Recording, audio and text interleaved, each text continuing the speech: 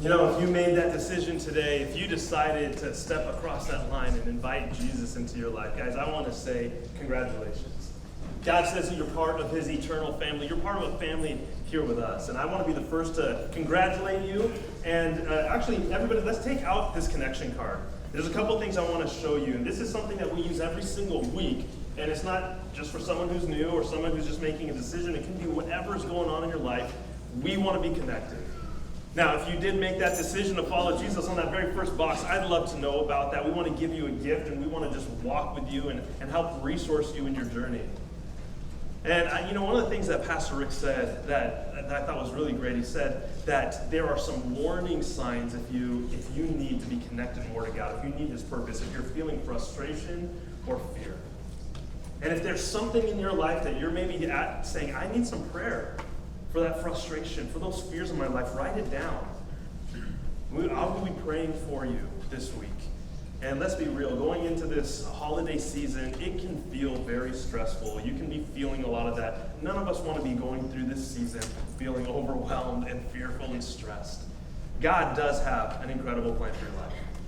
So guys, today, if you are new here, or maybe you've been here a long time, but you've never gone through our membership class, our Class 101, I really want to encourage you to come through that, because we're going to talk about how you can experience more of God's purpose in your life. We're going to expand upon what Pastor Rick just talked about, so that you can experience more fulfillment in your life.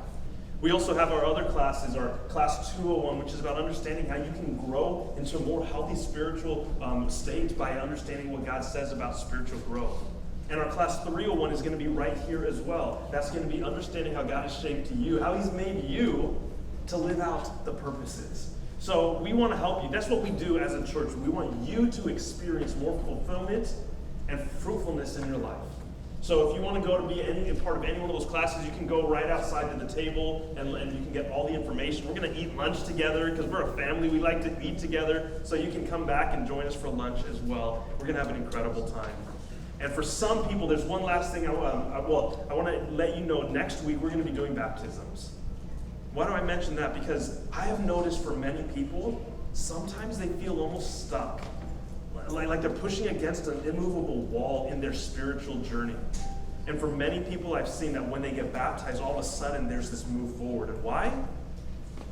Because sometimes when we're unwilling to take a step of faith and obedience, we miss out on what the next step is.